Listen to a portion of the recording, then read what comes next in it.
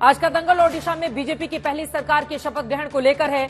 ओडिशा में पहली बार बीजेपी अपने दम पर सरकार बना रही है। बीजेपी ने मुख्यमंत्री मोहन चरण मांझी के साथ 2 उप मुख्यमंत्री भी बनाए हैं। इसके अलावा 8 कैबिनेट मंत्री और 5 राज्य मंत्रियों समेत कुल 16 लोगों की शपथ के साथ ओडिशा में बीजेपी जय जगन्नाथ करने जा रही है।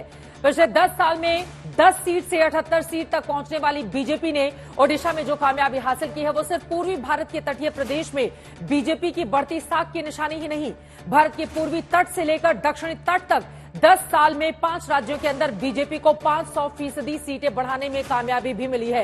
मंच की तस्वीरें हम इस वक्त लाइव आपको दिखा रहे हैं, जहां पर तमाम दिग्गजों की मौजूदगी है। अलग अलग प्रदेशों के मुख्यमंत्री पहुंचे हैं तो देश के केंद्रीय मंत्री भी वहां पर पहुंचे हुए हैं। और देखिए, मोहन मांझी किस तरह से सभी से मुलाकात करते हुए। सबसे दिलचस्प यह है कि नवीन पटनायक, जिनको हराकर बीजेपी ने यह सत्ता हासिल की है 24 सालों से, जो लगातार वहां पर मुख्यमंत्री बने रहे, वो भी वहां पर पहुंचे और मुस्कुराते हुए उन्होंने नए मुख्यमंत्री को बधाई दी है। यकीनन लोकतंत्र को मजबूत करने वाली ये तस्वीरें सीधे ओडिशा से सामने आ रही हैं, जो इस वक्त हम आपको दिखा रहे हैं। 2014 में बंगाल, ओडिशा, आंध्र, तमिलनाडु, केरल में बीजेपी की सिर्फ 6 सीटें ही थीं, जो 2024 में यानी कि इस साल 36 लोकसभा सीटों तक जा पहुंची हैं। इसका नतीजा विधानसभा में भी दिखने लगा है। ओडिशा में बीजेपी अपने दम पर सरकार बनाने जा रही है, जिसकी तस्वीरें मंच की जो सामने आ रही हैं आप तक पहुंचा रहे हैं। आज देश के 22 राज्यों में बीजेपी सत्ता में आ चुकी है। बीजेपी के इस बढ़ते कुनबे को लेकर एक और इसे नेतृत्व के जादू का असर माना जाता है, तो वहीं दूसरी तरफ बीजेपी के गठबंधन में सहयोगियों को लेकर सवाल भी उठते हैं।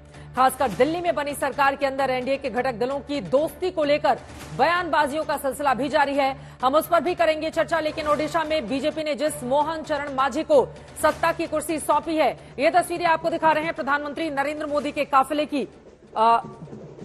एक एक करके तमाम तस्वीरें सामने आ रही हैं काफिले की। यहां पर तैयारियां पूरी हो चुकी हैं। प्रधानमंत्री नरेंद्र मोदी की मौजूदगी रहेगी। गृह मंत्री अमित शाह पहले ही मंच पर पहुंचे हुए हैं। अश्विनी वैष्णव, जो कि ओडिशा काडर के ही अधिकारी रहे हैं, वो उनकी भी मौजूदगी है मंच पर। तमाम दूसरे नेताओं की भी मौजूदगी है। फिलहाल बड़ी खबर आपको दे रहे हैं, थोड़ी देर में ओडिशा में बीजेपी सरकार का शपथ ग्रहण समारोह शुरू होने वाला है। और आज तक की टीवी स्क्रीन पर ब्रेकिंग न्यूज में देख रहे हैं वो कौन कौन से चेहरे हैं जिनको मंत्री बनाया जा रहा है, उनके नाम आप तक पहुंचा रहे हैं। सभी मंत्री पहुंच चुके हैं। पीएम मोदी का इंतजार मंच पर किया जा रहा है। उनके काफिले की तस्वीरें भी जो सामने आ रही है। और यहां पर देखिए, दोनों ही हिस्सों में लोग किस तरह से इंतजार कर रहे हैं, वो तस्वीरें भी आप तक पहुंचा रहे हैं। कुछ ही देर में शपथ ग्रहण का कार्यक्रम शुरू हो जाएगा। आपको बताते चले कि जिस मोहन चरण मांझी को गद्दी सौंपी जा रही है, जिनका शपथ ग्रहण समारोह शुरू होने जा रहा है, क्योंझर सीट से 4 बार के वो विधायक रहे हैं। मजबूत आदिवासी नेता के तौर पर उनकी पहचान रही है। 15वें मुख्यमंत्री के तौर पर पद और गोपनीयता की शपथ वो लेने जा रहे हैं। अगर हम खासतौर से ओडिशा की बात करें तो यहां पर आदिवासियों की तकरीबन 23% संख्या है। और इसी कारण प्रधानमंत्री नरेंद्र मोदी, गृह मंत्री अमित शाह, यानी कि जो केंद्रीय नेतृत्व है, उसने इस बात को ध्यान में रखा और मांझी पर दांव लगाया है। कल ही हमने देखा था, बीती शाम किस तरह से तस्वीरें सामने आई थी। रक्षा मंत्री राजनाथ सिंह की मौजूदगी में मांझी ने राजभवन में जाकर दावा पेश कर दिया था। और अब पहली बार कमल खिलने के बाद बीजेपी के मुख्यमंत्री बनने जा रहे हैं मोहन चरण मांझी।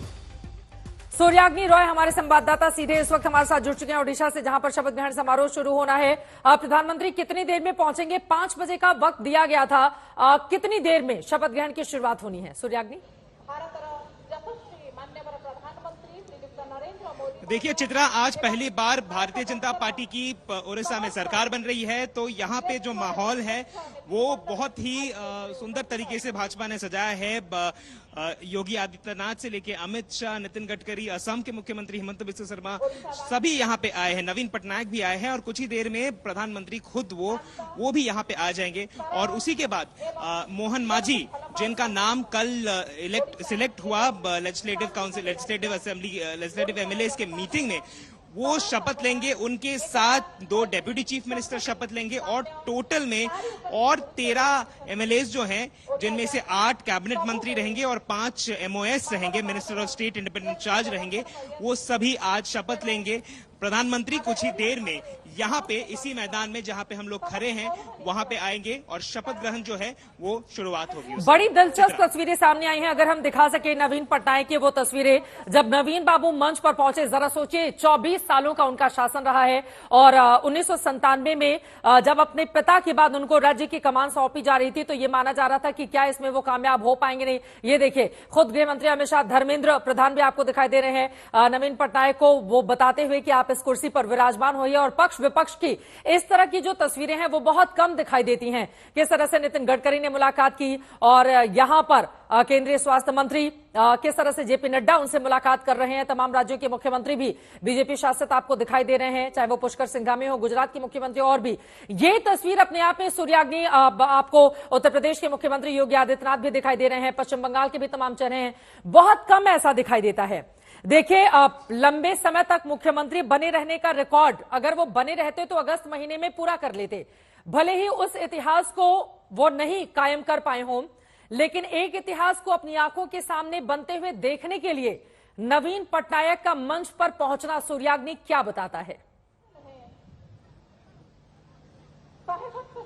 देखिए नवीन पटनायक एक ऐसी हस्ती है उड़ीसा के राजनीति में जिनको ऑपोजिशन पार्टीज हो या फिर रूलिंग पार्टीज के लोग हो वो सम्मान करते हैं, रिस्पेक्ट करते हैं और वो दिखता है जो आपने कहा और जो विजुअल्स हमने देखी चित्रा के स्वराष्ट्र मंत्री अमित शाह उनको नवीन पटनायक को बैठने के लिए कह रहे हैं। तो इसी से समझ में आता है कि कितना आदर है, कितना सम्मान है हर एक पॉलिटिकल पार्टी के नेताओं का नवीन पटनायक के लिए।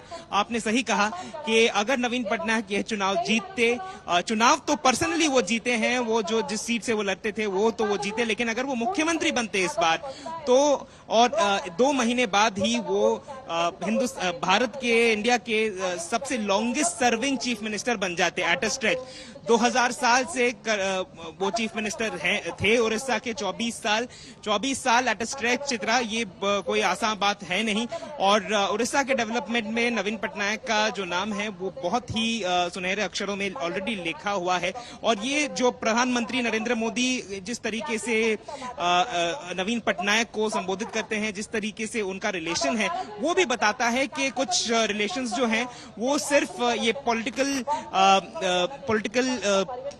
रिलेशंस और पॉलिटिकल फाइट के बहुत ऊपर है। वैसा ही रिलेशन प्रधानमंत्री और नवीन पटनायक दोनों का है। और ये पहली बार ऐसा नहीं कि हम इस बारे में बात कर रहे हैं, पहले भी नवीन पटनायक और प्रधानमंत्री जब आए थे यहाँ पे जनवरी के महीने में, जब एक बात चली थी कि शायद बीजेडी और बीजेपी की एक अलायंस होगी और इकट्ठा दोनों साथ लड़ेंगे, तब भी जो विजुअल्स थे, तब भी जो बातचीत देखी गई थी वो बहुत ही सुंदर था। और ये कहना बहुत ही इंपॉर्टेंट है कि नवीन बाबू एक अरसे के लिए वो खुद भी एनडीए के शरीक दल भी थे, पार्टनर भी थे और उस हिसाब से बीजेपी और बीजेडी की एक सरकार भी यहाँ पे चली है जिसके मुख्यमंत्री खुद नवीन बाबू थे।